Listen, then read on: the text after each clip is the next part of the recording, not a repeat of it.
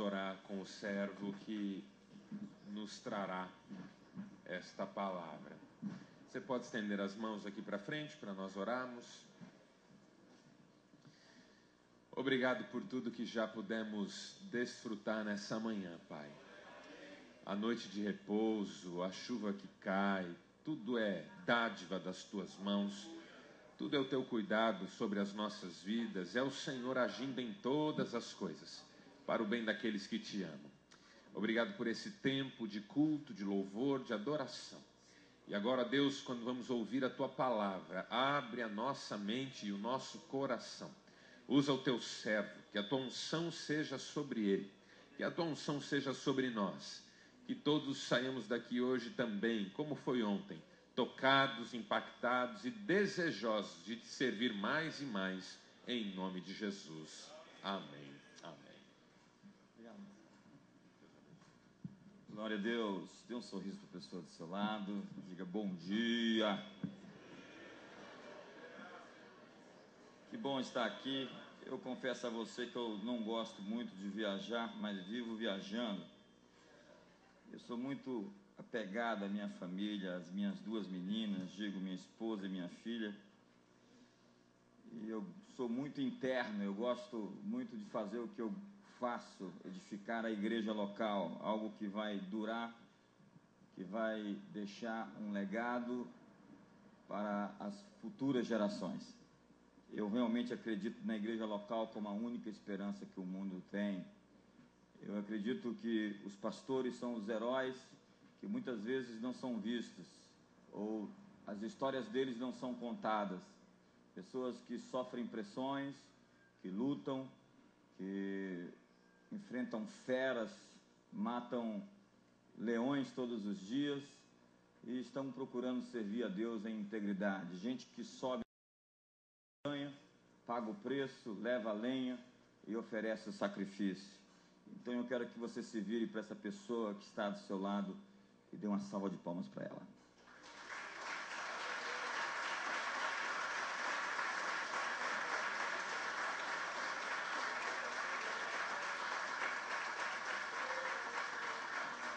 O meu grande desafio hoje na nossa igreja local, a Comunidade das Nações em Brasília, é edificar um ambiente, uma cultura, uma atmosfera de honra, onde não existam competições num sistema predatório de busca de posições, mas onde cada um possa pavimentar o caminho para o outro, sujeitando uns aos outros, perdoando uns aos outros, amando uns aos outros, levando os fardos uns dos outros, dando suporte uns aos outros. A Bíblia é um livro dos uns aos outros. Até o pão nosso não é o pão meu, é o pão nosso, porque tudo que Deus nos dá, Ele dá a fim de que nós repartamos, a fim de que isso se torne bênção, não somente para inchar o ego das pessoas, de maneira nenhuma, mas para fazer com que vaze e transborde e abençoe uma geração. Eu sonho em ver uma geração incendiada, uma geração que ama Jesus Cristo de todo o seu coração. Eu estava agora, a última viagem que nós fizemos para Israel, já tem 7 anos que nós vamos para Israel todos os anos, e nós fazemos percursos depois da viagem com um documentário que nós sempre gravamos. Esse ano nós fizemos a Reforma Protestante, eu estava compartilhando com o pastor Marcelo ontem, e esse ano nós fizemos Worms, Wittenberg, onde Lutero, na Alemanha, andamos 1.800 quilômetros dentro da Alemanha, fomos até Genebra de Calvino, estivemos em Londres de Wesley, e lá na igreja de Wesley eu tive uma experiência muito impressionante. Wesley era aquele sujeito que dizia: eu me ponho em chamas e os outros vêm me ver queimar. Era um pregador apaixonado, um homem de Deus. Todos os anos nós fazemos viagens, nós fizemos o caminho dos hebreus, saindo do Egito até Canaã. Ontem eu estava compartilhando com o pastor Marcelo que nós passamos o Mar Vermelho de balsa, pagamos cada um $60 para isso, e se nós o tivéssemos levado, ele tinha aberto o mar e nós não tínhamos pagado nada. Mas aí ele disse para mim que não tínhamos pago não, que tinha que pagar para ele os $60. Por isso eu decidi que na próxima vez eu vou levar um de vocês e não o pastor Marcelo. Nós vamos economizar esses $60 de qualquer jeito, irmãos. Eu creio que o reino de Deus é justiça, gozo, paz e alegria, que a igreja é um ambiente de cura, de ternura, que é um ambiente de transformação, é um ambiente de crescimento, de desenvolvimento. E quando eu faço assim e cito dessa forma, é porque desenvolver é sair do invólucro, é sair da casca, é deixar essas crostas e essas resistências na sua alma que impedem a expressão do homem escondido do seu coração, conforme a 1 Pedro capítulo 3, verso 4.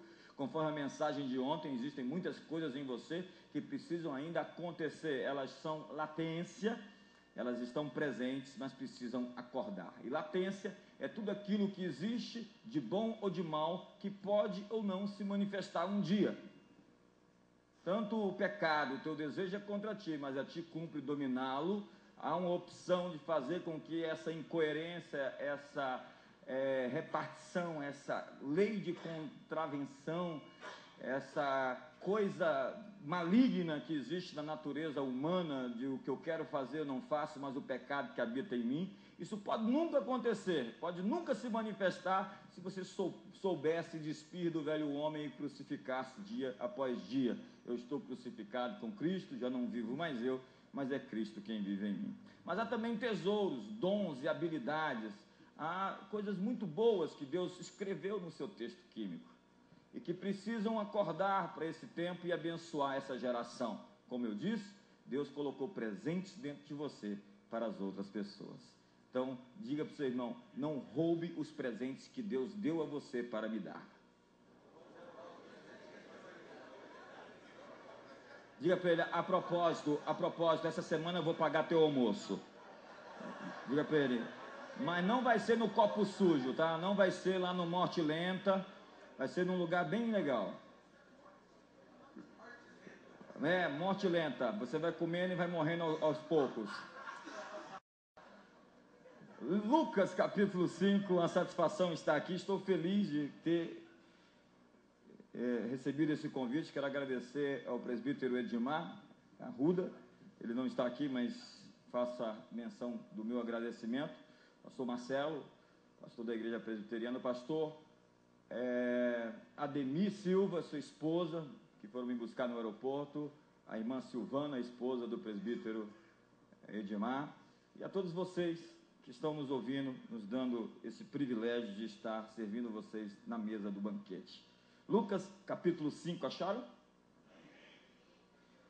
Aconteceu que ao apertá-lo a multidão para ouvir a palavra de Deus, estava ele junto ao lago de Genezaré e viu 2 barcos juntos à praia do lago, mas os pescadores, havendo desembarcado, lavavam as redes.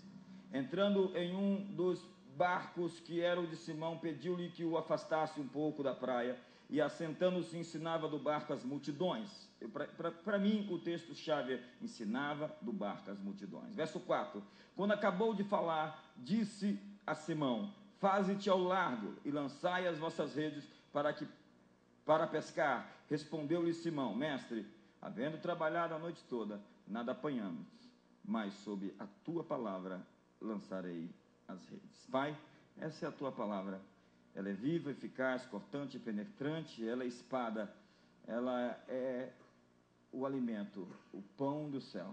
Que hoje nós sejamos nutridos, nós sejamos confrontados, desafiados, esticados, que em nós se produza o fruto da transformação, da cura, da libertação e do crescimento. Nós te agradecemos pela tua palavra hoje aberta, em nome de Jesus. A palavra de Deus está aberta aqui hoje diante de nós. E o livro de Lucas é categórico acerca da existência de milagres. Os evangelhos demonstram a presença de Jesus nesse mundo, trazendo um outro mundo. Num sistema fechado, como o planeta Terra, nós temos leis fixas, nós chamaríamos de leis newtonianas. Você conhece a física de Newton, ela funciona dentro de um sistema fechado. Quando nós falamos de Einstein, nós estamos falando de uma outra perspectiva, que dentro de alguns ambientes, em determinada temperatura e velocidade, as leis elas se modificam um pouco, se não muito. E a verdade é que nesse sistema fechado de leis fixas, surge um homem que relativiza todos esses princípios de Newton. Ele simplesmente vem aqui andar sobre as águas, multiplicar pães e peixes e alimentar uma multidão. Ele vem desafiar a própria morte em sua face. Lázaro vem para fora. E ele fala, Lázaro, porque se tivessem outros defuntos ali, todos eles sairiam em fila, um por um. Ele toca o esquife, fala para aquela mulher, não chores, para o enterro. Todo mundo, quem é esse sujeito que está atrapalhando o sepultamento? Ele não tem o poder somente de parar o esquife, ou de tocar no caixão, ele tem o poder de parar a morte. Esse é o Jesus que nós cremos, é o Jesus da Bíblia, mas que contudo, lá pelos séculos 18, 19, surge uma nova interpretação acerca desse Jesus pela teologia liberal, diga-se um pouquinho aí de Paul Tillich, onde o Jesus dos milagres, o Jesus poderoso, se torna um Jesus mestre moral. Mestre moral. Os contos da Bíblia não são mais contos literais, ipsis literis, são contos figurados. A história de Jonas não pode ter acontecido.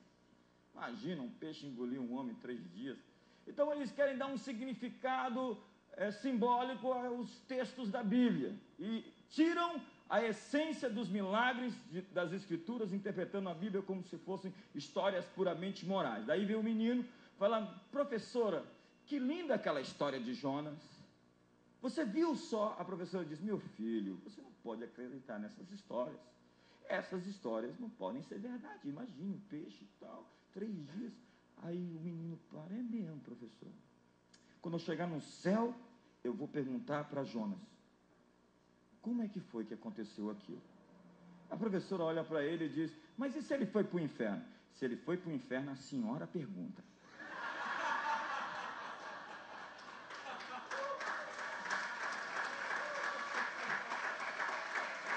Ontem, eu estou ficando espaçoso aqui, eu gosto de espaço, a minha natureza é espaçosa. Não me deixa muita vontade não, porque daqui a pouco eu cresço.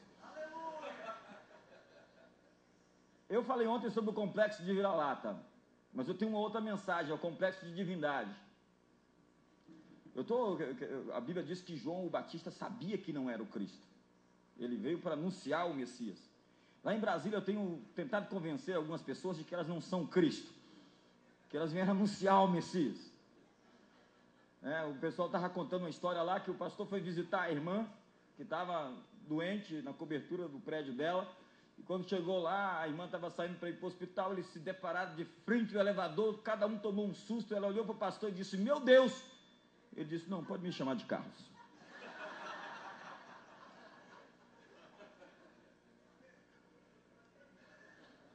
Tem gente assim, eu me sinto assim como aquela formiguinha que pediu licença para o elefante, falou, deixa eu subir nas suas costas para a gente atravessar esse campo vasto e longo e extenso, e o elefante disse, pode subir, a formiguinha subiu. Depois, quando o elefante está correndo, ela olha para trás e fala, olha a poeirada que nós estamos fazendo. Eu me sinto desse jeito com Jesus, eu subi, eu sou a formiguinha nos braços do Pai. Ele está fazendo a maior poeirada e eu penso que eu estou abafando. Aleluia! O texto que eu li fala sobre a história de 2 barcos, no primeiro Simão e André, no segundo João e Tiago. Uma noite inteira de trabalho infrutífero. Alguém aqui se identifica com isso? Um ano inteiro, até aqui, pastor, não vingou, não floresceu, não aconteceu. Eles apanharam somente areia, pedregulho e plantas marinhas, mas peixe não havia nenhum. Eles estavam frustrados, derrotados, abatidos, cansados. Hoje há muita gente assim, desapontada, desencorajada, que perdeu a esperança e deixou seus sonhos morrerem. Mas a chave desse texto, de Lucas capítulo 5, está aqui no verso 3. Jesus entrou no barco de Pedro e os ensinava. Jesus os ensinava. Milagres sempre precedem tempos de ensino, porque a fé vem pelo ouvir e o ouvir pela palavra de Deus. Mas o que Jesus lhes ensinava? A mensagem de Jesus consistia basicamente em 3 frases. Arrependei-vos, o reino de Deus está próximo. em Mateus, em Lucas, em Marcos. Jesus sempre está falando acerca do reino de Deus que está chegando, porque a mensagem do Evangelho é a mensagem do reino de Deus. O tempo está cumprido, o reino de Deus está próximo, arrependei-vos e crede no Evangelho. Jesus anunciava um novo governo, uma colisão existiria entre o seu reino e o sistema estabelecido. E daí, a primeira palavra que ele usa tem a ver com a mudança drástica da nossa forma de pensar, no que ele define como metanoia.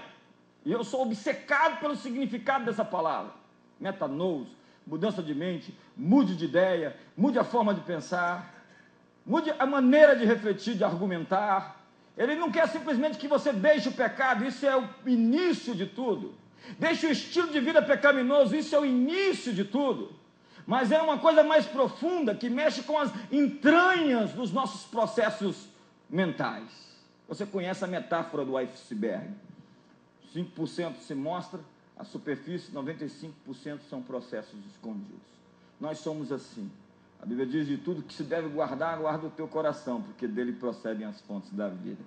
E nós temos coisas guardadas, armazenadas, memórias, programações, registros dentro de nós, que durante a noite, por vezes, eles acordam e tentam nos assombrar, monstros submersos que tentam aparecer. E os sonhos normalmente não são revelações sobre outras pessoas, mas revelações sobre nós mesmos. Que nós precisamos perceber o que está ainda aberto, memórias que não foram fechadas, situações que não foram consumadas. E é isso que acontece quando nós começamos um processo de renovação mental. Paulo fala, o nosso evangelho está encoberto, não simplesmente para os que se perdem que está encoberto, porque o Deus desse século cegou o entendimento dos incrédulos para que não lhes resplandeça a luz do evangelho de Deus em Jesus Cristo. A Bíblia diz: as nossas armas não são carnais, mas poderosas em Deus para destruir fortalezas, desfazendo sofismas e toda altivez que se exalta contra o conhecimento de Deus, levando cativo todo pensamento à obediência de Cristo. Paulo fala: não vos conformeis com esse século, mas transformai-vos pela renovação das vossas mentes. Você vai ver que a Bíblia é um livro de transformação mental, metanoia, um livro de transformação das programações e dos condicionamentos da mente. E eu vou fazer aqui uma ilustração. Quantos de vocês aqui já fecharam a porta do seu carro e voltaram para ver se a porta estava fechada? Quantos aqui a porta estava fechada? Quantos aqui já fecharam a porta da sua casa e voltaram para ver se estava fechada? Aqui tem pardal, aqueles radares que multam e fotografam, tem? Tem ou não? Quantos aqui freiam, quando passam, aceleram? Quantos aqui pensou: eu acho que eu fui multado? Quantos aqui a multa não chegou? Por quê? Porque você aprendeu a fazer isso sem pensar. Você freia, você acelera e você não pensa, não passa por aqui. É um processo escondido, um processo mental que você se acostumou. Quantas mulheres aqui pensam para dirigir? Perdão. Aqui não pode fazer esse tipo de piada de mulher. Por que seguro para mulher é mais barato do que para homem? Seguro de carro é mais barato para mulher do que para homem. Lá em Brasília é assim, aqui não é assim também não? Por quê? Porque elas são mais prudentes? Claro, elas andam a 40 por hora, e ainda está lá, a serviço do Rei Jesus, e você... Deixa passar! Mulher é interessante, gente. Eu tenho duas lá em casa.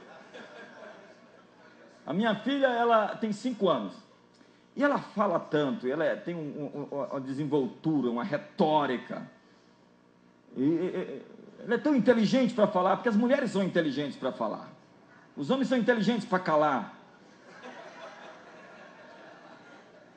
É engraçado porque ela chega para outra e fala: vamos no banheiro comigo. Imagina, eu chego com o pastor aqui: irmão, vamos no banheiro comigo.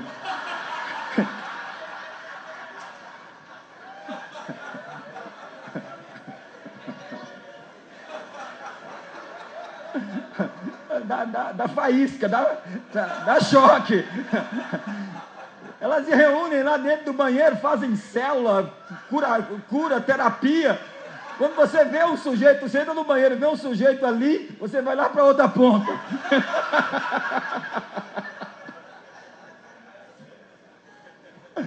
A propósito, você sabe por que a primeira pessoa que viu Jesus ressuscitado foi Maria Madalena? É claro, a notícia tinha que correr mais rápido.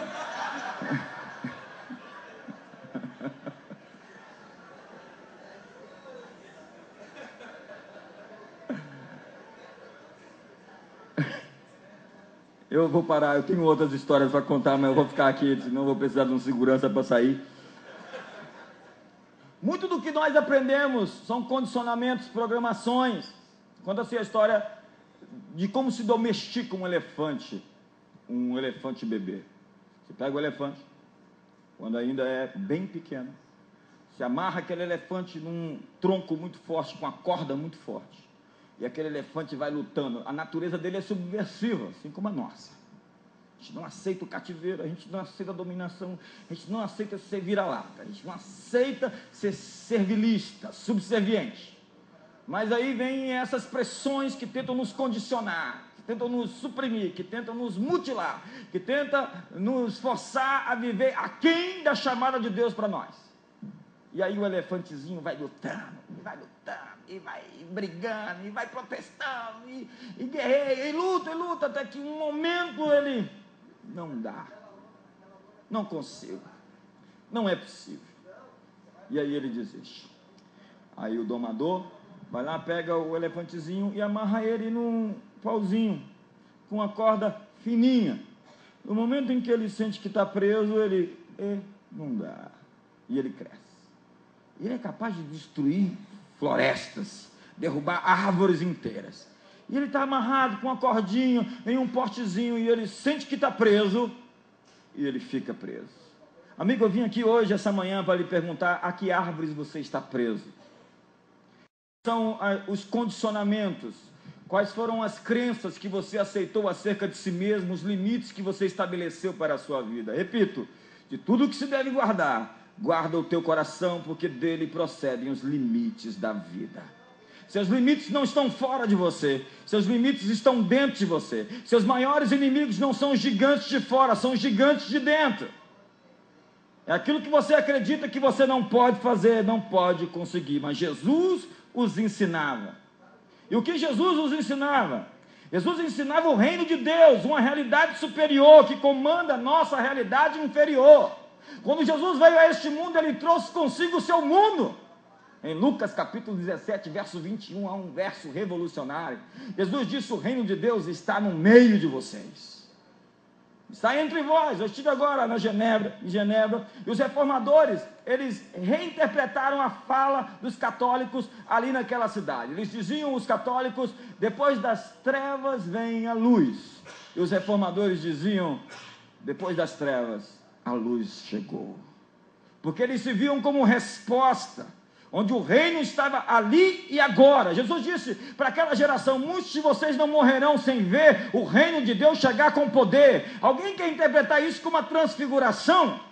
Mas acredite, aquela geração virou esse planeta de cabeça para cima, tanto que Atos capítulo 17, verso 6 diz: os transtornadores do mundo chegaram aqui. O evangelho, por natureza, ele é reformista. Onde ele chega, ele colide com tudo aquilo que é errado. O reino de Deus é justiça, gozo, paz e alegria. E quando o reino de Deus chega com esses valores, ele colide contra tudo aquilo que é tristeza, opressão e injustiça. Vocês me entendem aí? Me ajuda aí! Dá um glória a Deus aí, diga aleluia, celebra a Deus, diga: Senhor, venha o teu reino. Não, nós queremos ser arrebatados, pastor, nós queremos ir embora. Onde é que você já viu isso na Bíblia? Maranata, ora vem, a nossa chamada não é ir, é vir o reino, venha o teu reino. Eu sei que isso é revolucionário, eu quero parar por aqui. Um reino onde tudo é possível ao que crê. Jesus estava lhes ensinando a transcender. Jesus ensinou aqueles discípulos a apostarem em si mesmos. Ele lhes deu confiança própria. Jesus disse para eles quem eles eram. Hoje nós olhamos para as pessoas a fim de saber quem nós somos. Nós esperamos que as pessoas nos digam quem nós somos. Mas o trabalho de Deus é pegar pessoas insignificantes e transformá-las em pessoas que façam a diferença nesse mundo. Eu vou a Israel todos os anos e fico chocado. Foi daqui que saiu Pedro, João, Tiago. Quem eram eles? Homens simples, que fizeram uma revolução que dura até os nossos dias. Porque Deus pegou as coisas fracas do mundo para envergonhar as fortes, e as coisas que não são para reduzir a nada as que são. Nero matou Paulo. Hoje nós chamamos nossos filhos de Paulo e nossos cachorros de Nero. A história do cristianismo é uma revolução, um deserto empoeirado na Judéia, homens pescadores, cobradores de impostos, fizeram uma revolução. Um homem pendurado numa cruz não saiu no New York Times, não saiu no Washington Post, como um evento como aquele, num lugar tão afastado do centro das decisões mundiais, tomou o mundo inteiro, onde bárbaros, godos, ostrogodos, visigodos, lombardos, normandos, bretões, saxões, todos os povos da Europa foram invadidos por uma visitação de Deus. O rei Clovis dos francos se converte, o Constantino se converte, sei lá. O rei da Armênia se converte. O evangelho entra em cada cultura, transforma a Europa, e hoje a Europa se define como pós-cristã até nós chegarmos lá. Não, pastor, mas já está previsto, é a incredulidade, a dúvida. Amigo, eu acredito que essa geração vai ser palco de uma das maiores visitações, se não das maior visitação do Espírito Santo da história.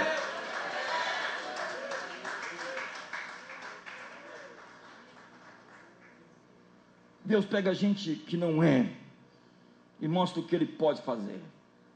Jesus lhes ensinou a tentar mais uma vez. Você pode ser obrigado a lutar mais de uma mesma batalha até vencê-la. Eu vou repetir. Você pode ser obrigado a lutar a mesma batalha mais uma vez até vencê-la. Eu vou repetir. Quem sabe a terceira. Você pode ser obrigado a lutar a mesma batalha mais de uma vez até vencê-la. O importante é que você não desista. O importante é que você permaneça. A primeira vez que você tentou andar, você caiu. O resultado desse fracasso é a autossabotagem, onde tem um bocado de gente frustrada. Eu tentei, não consegui, não deu, então não dá. E tem gente que transforma a sua experiência traumática de insucesso em doutrina pessoal e propaga isso como se fosse verdade. Meu casamento não deu certo, então o casamento não é de Deus. Eu abri até uns grupos pequenos lá na igreja, mas deu uma confusão, eu fiquei sabendo já, deu confusão no Brasil todo. Um bocado de manipulador, que se chamava de discipulador. Mas nem por isso, grupo pequeno, reuniões nas casas, deixou de ser verdade. Nós criamos um sistema perverso, pervertido, um sistema onde o crente vai na igreja para ser um cliente. Já viu a história do Ed?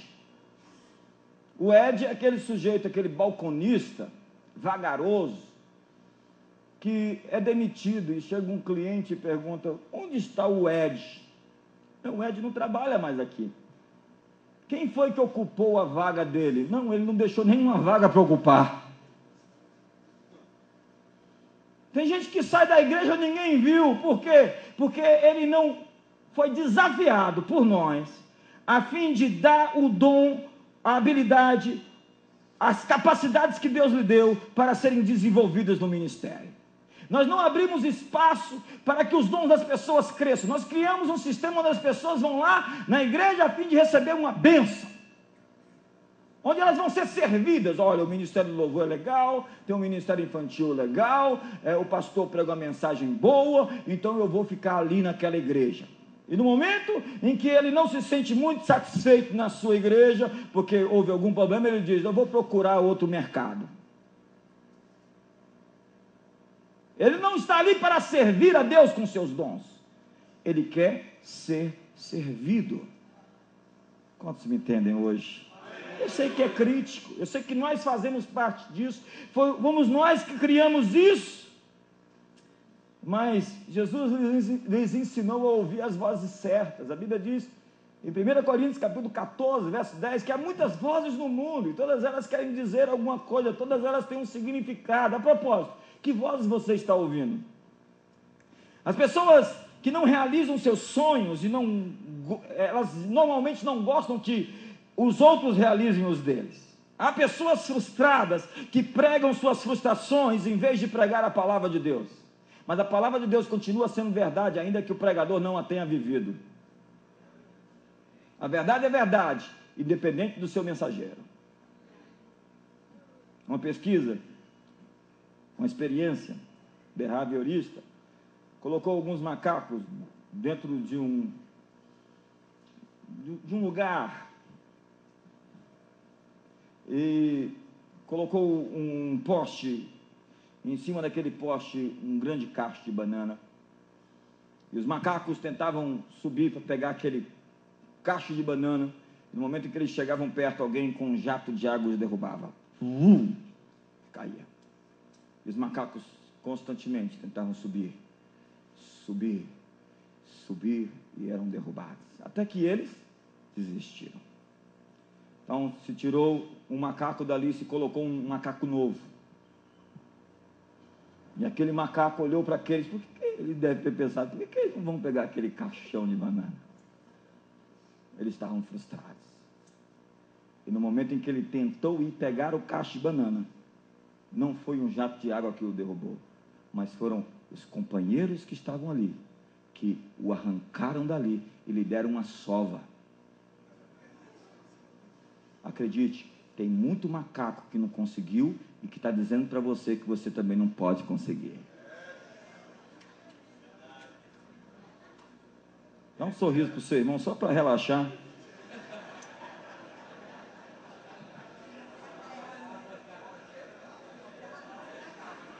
O macaco diz assim: ei, não suba lá, você vai ganhar um jato d'água, porque isso aconteceu comigo. Pessoas que nos desestimulam a sonhar, gente desapontada, pregando suas experiências como verdades incontestáveis. Não deu certo para mim, não pode dar certo para você. Quem te disse? Mas na verdade, amigo, o que os outros pensam sobre você não é problema seu. Olhe para o seu irmão, carinhosamente, diga: o que pensam sobre você não é problema seu.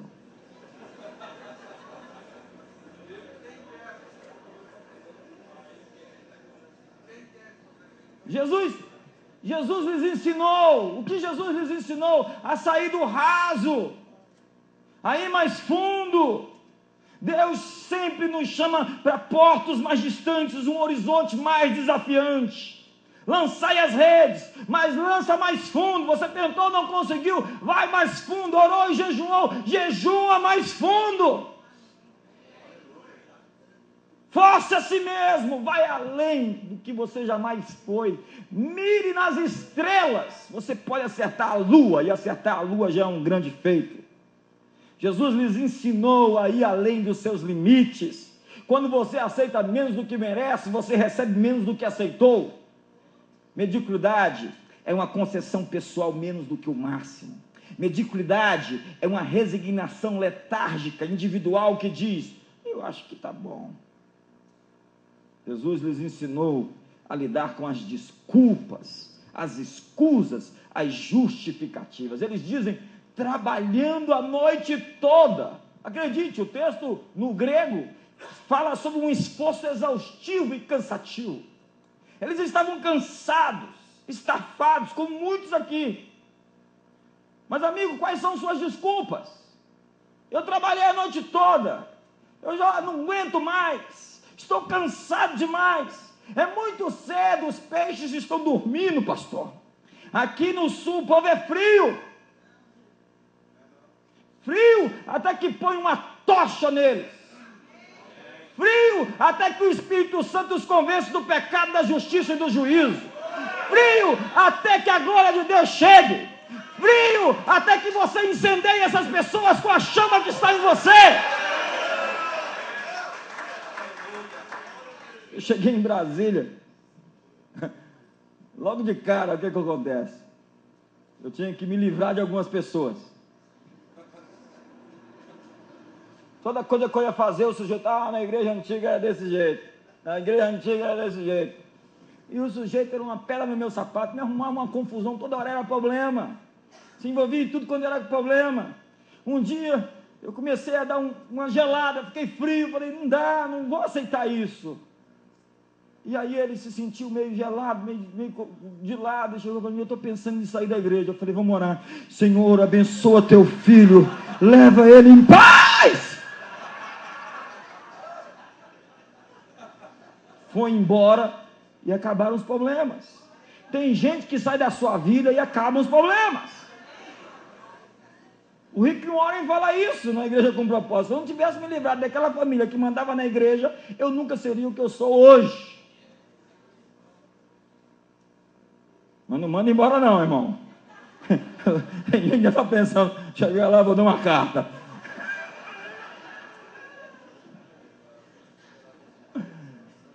Não é o momento, pastor. É de dia, os peixes estão dormindo. Acredite, o momento nunca é o momento apropriado. Não existe um investimento do reino de Deus de baixo risco. Você está metido, envolvido no maior projeto que o universo já teve. Seguir Jesus é a maior aventura que alguém pode ter. Alugar um negócio lá, pagar 30 mil, ir para a rádio, para a televisão, fazer uns desafios, umas loucuras, botar o joelho no chão e a boca no pó e falar, tem compaixão. Mas a obra de Deus, feita à maneira de Deus, terá os recursos que procedem de Deus. Hudson Taylor. Quantos me dão mais 5 minutos? 5, 10, 15, 20, 25, 30, 25. Quantos querem ficar comigo até meio-dia? Até meio-dia aqui. Fica você, irmão. Se eu não entregar a palavra, daqui a pouco eu estou frito. Dá um sorriso para seu irmão, só para relaxar. Ô, irmão, como eu te amo. Como você está bonito hoje.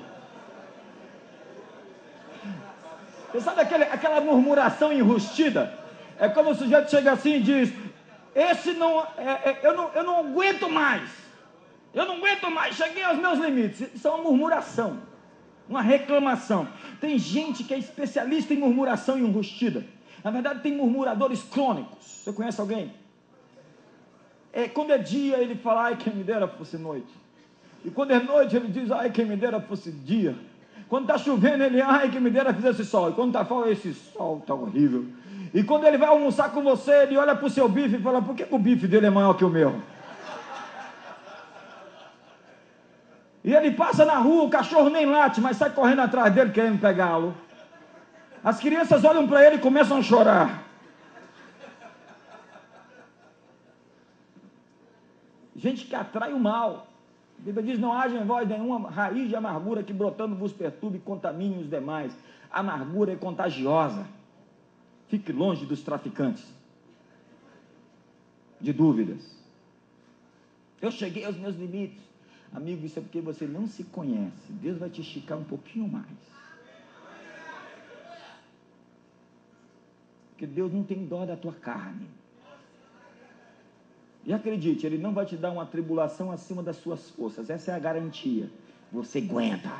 Diga para o seu irmão, você aguenta, irmão.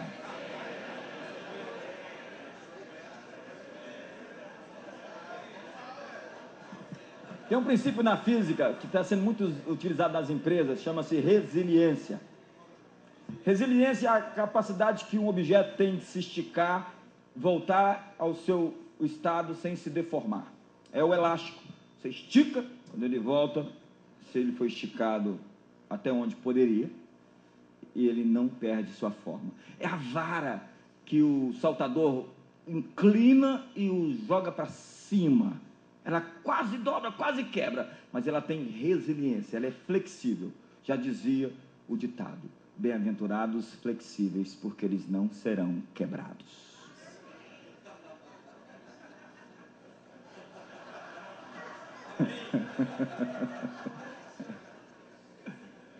Gente muito rígida. Você sabe por que muita igreja não vai? Porque o pastor é caxia demais. É aqui, caxia.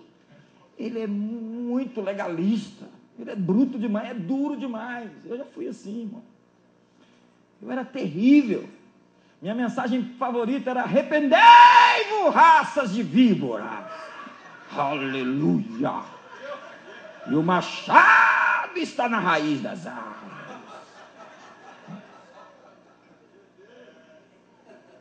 Até que eu falei, eu sonhei.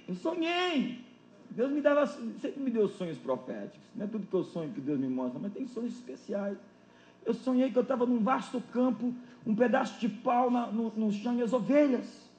E uma voz falava, bate. Eu pegava o pau e tá na ovelha. E a ovelhinha... Porque pastor pode apausentar a ovelha, né, irmão? E aí, tem pastor que só apausenta.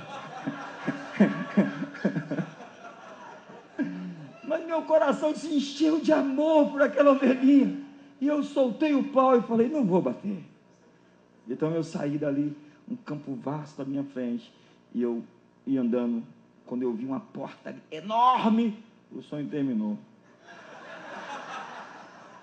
E eu acordei cheio da glória de Deus, decidido a não desferir minhas frustrações sobre a vida de quem não tem nada a ver. Ei, marido, não use a sua esposa como para-raio.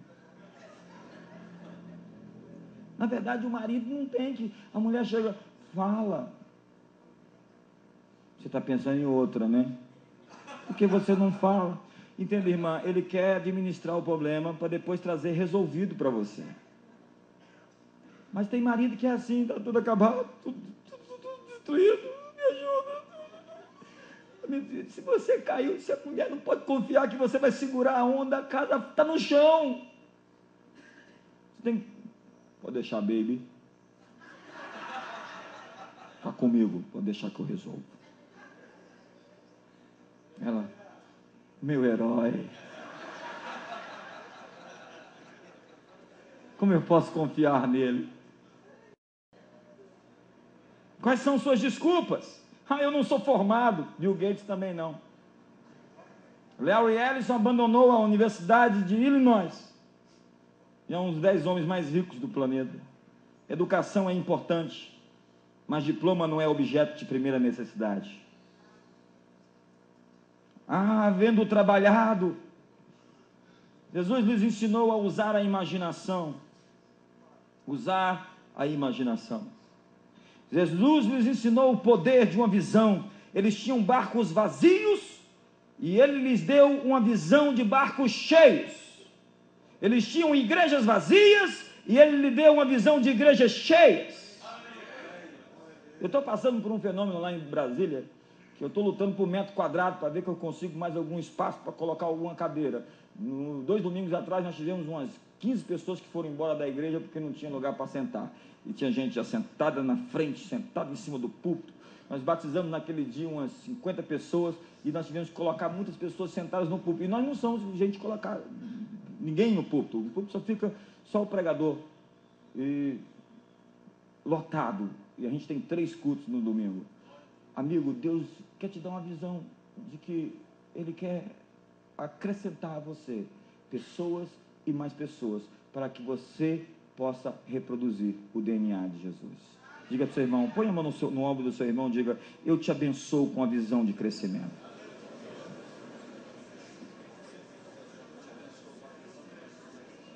Eles tinham uma visão de escassez e de pobreza, e Ele lhes deu uma visão de suficiência. Lembra quando eu falei do pardal, o radar, muitos começam também a, sob pressão, começar a desenvolver um sentimento de que vai ter falta, vai faltar, porque para quem que eu vou pedir dinheiro emprestado? Ele sempre recorre aos sentimentos mais inferiores. Há 3 tipos de homens na Bíblia: o homem carnal, o sárquico, o homem psíquico, o homem natural, e o homem pneumático, o homem espiritual.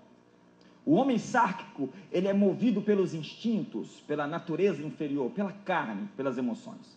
O homem psíquico é movido pela mente, pela cabeça. O homem natural não consegue compreender as coisas do Espírito Santo, porque eles são loucura. Ele é tipo um Dr. Spock, não tem emoções, cabeção.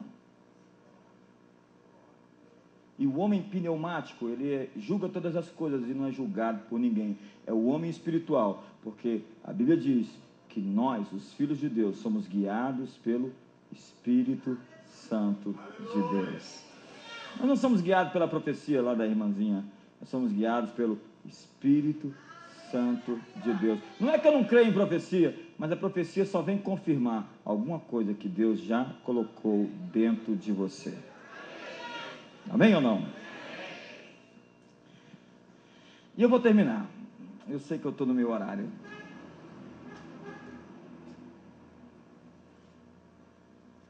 Jesus lhes ensinou a ter uma visão de abundância. Acredite, você vai passar por desertos, mas o sonho de Deus é te levar para uma terra que emana leite e mana mel. Desertos são necessários para forjar o nosso caráter, para nos treinar, para aprender a tirar a água da rocha, para poder valorizar as coisas, para poder esticar o potencial que as coisas têm, maximizar as coisas, o potencial que as coisas têm. Quando nós falamos de El Shaddai, e eu vou terminar com essa fala, nós falamos sobre o Deus Todo-Poderoso, segundo a nossa tradução. Mas El Shaddai quer dizer um pouquinho mais do que isso. A palavra vem de Shad, ou de Shadar. Shad significa seio, porque Deus ele é o autor e o mantenedor da vida. Deus é responsável pelas criaturas que Ele criou. A Bíblia diz que os leãozinhos passam fome e olham para Ele. Jesus disse que nenhum cabelo da vossa cabeça cairá sem a permissão do vosso Pai Celestial. E olha que alguns aqui Deus está permitindo. A Bíblia diz que a nossa preocupação não pode trazer sobre nós nenhum acréscimo algum. A preocupação é uma contra-lei. Preocupar-se é ser empurrado em diferentes direções. Eu ouvi muitas vozes, e o que você tem que fazer é calar todas as vozes para ouvir uma só voz. Diga comigo, calar todas as vozes para ouvir uma só voz. É porque a Bíblia diz: aquietai-vos e sabei que eu sou Deus. Mas eu quero terminar falando um pouquinho de El Shaddai para você. Shad, seio, e Shadar, derramar. Entenda que a natureza do nosso Pai é derramar sua bondade sobre todos, sejam bons ou maus, justos ou injustos. A natureza do nosso Deus, ela é transbordante. A Bíblia diz: o meu cálice está cheio. O meu cálice transborda. Olhe para o macrocosmos, e ontem nós vimos aquelas fotos. Perceba quem está por detrás disso. Olhe para o microcosmos, veja esse vasto universo invisível. Olhe para os quasares, as supernovas, os buracos negros. Olhe para a vastidão de seres nesse planeta. Olhe para o orangotango e veja se Deus não tem senso de humor. Olhe para as cores, os tons, os designers. Olhe pelas formas, veja quem está por detrás dessas pinturas tão belas que nenhum artista conseguiu até hoje chegar tão perto. Veja qual é a natureza de El Shaddai. A tradução mais significativa seria o autossuficiente, ou o mais que o bastante. Porque Deus não faz milagres para simplesmente suprir uma necessidade. Todo milagre que Deus fez na Bíblia é mais que o bastante.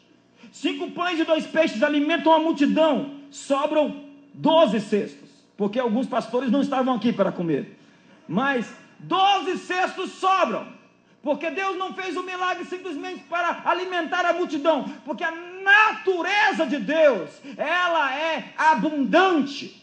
Nós temos que nos fixar nessa natureza do Deus que faz transbordar o nosso cálice. As eiras se encherão do trigo, os lagares transbordarão do mosto, do azeite e do vinho. Restituirei os anos consumidos das colheitas que foram roubadas.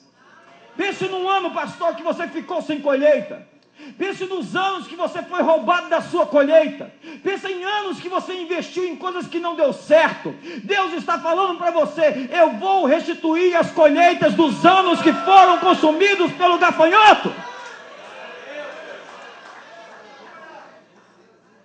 A natureza de Deus. Vai lá o profeta, a mulher chega e diz: eu tenho uma dívida séria. Pastor Eliseu, paga minha dívida. Faz um cheque aí. Mulher, o que você tem em casa? O milagre começa com o que você tem, não com o que você não tem. Eu tenho uma vasilha de óleo, então pega a vasilha e pede as emprestadas vasilhas da vizinha e vai, monta uma série, uma produção e vai derramando óleo sobre as vasilhas. E depois o óleo não parou de jorrar até que acabou as vasilhas. Ela chega para o profeta, agradecida, e fala: o que eu vou fazer? Ele diz: venda, paga a tua dívida. E eu gosto da última frase: viva do resto. Viva do resto. O milagre não foi suficiente para pagar a dívida, ele foi mais que suficiente. Diga para o seu irmão: eu quero declarar uma bênção em 2012 mais que suficiente na sua vida. Quantos acreditam numa bênção mais que bastante? Quantos acreditam num transbordamento? Quantos acreditam num cálice que vai transbordar? Fique de pé essa manhã, querido. Eu sei que eu tenho que terminar, meu horário já está no limite. Eu quero ministrar sobre você. Eu podia falar outros milagres que Deus faz e Deus fez, todos eles mais que abundantes, mais que bastante. Feche seus olhos um instante. Eu gostaria de uma ajuda aqui no teclado. Eu termino em 5 minutos. Eu tenho 5 minutos. Eu termino em 5 minutos. Eu quero ter só um tempo de ministração agora. Esse tempo é um tempo importante, porque eu quero liberar o Espírito da Palavra sobre você. O Espírito da Palavra. Feche seus olhos um instante. Pense no que você se programou. Pense nos planos que você está fazendo de derrota. Pense que você vai ter que reprogramar de novo. Alguns aqui vão ter que fazer uma limpeza completa no HD. Colocar muito lixo para fora. Feche seus olhos um instante. Feche seus olhos um instante. A Bíblia diz: não cesse de falar do livro dessa lei, antes medita nele dia e noite, para que sejas prósperos nos teus caminhos. A Bíblia diz: habita em vós ricamente a palavra de Cristo. Deus quer começar uma revolução na sua vida. Eu quero liberar esse espírito para essa revolução. Esse espírito que entende a natureza abundante de Deus. Deus faz chover sobre bons e maus. Deus faz nascer o sol sobre justos e injustos. Deus abençoa quem não merece. Porque Deus é assim. É a natureza dele, abençoar até mesmo quem não merece. E a Bíblia diz que o seu trabalho no Senhor não é vão. Sede, pois, sempre abundantes no Senhor, na obra do Senhor, porque o vosso trabalho não é vão. Deus não é injusto, diz Hebreus. Deus não é injusto. Deus vai retribuir o seu esforço. Mas o reino de Deus é tomado por esforço. Eu quero que você pense agora: quais são as programações que você aceitou? Quais são as árvores que você está preso? Quais são os limites que você estabeleceu? Quais são as crenças mentirosas que você creu? Eu não consigo pagar aquela prestação. Eu não consigo avançar nesse dia. Eu não consigo jejuar. Amigo, eu quero profetizar um novo dia na tua vida.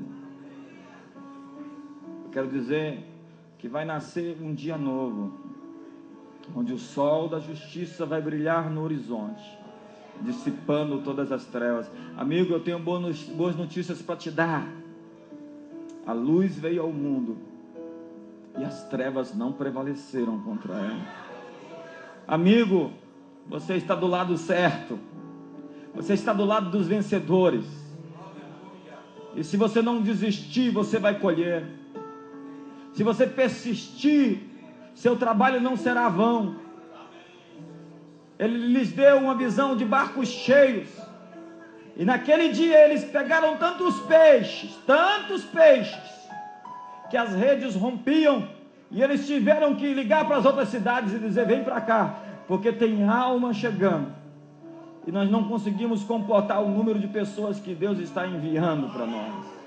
Precisamos de ajuda. Veja essa visão, tenha essa perspectiva, essa imagem, esse retrato. Deixe-lhe Deus lhe dar esse retrato. Nos últimos dias eu darei visões, sonhos e profecias. Que nesses dias você possa ver o que Deus quer fazer.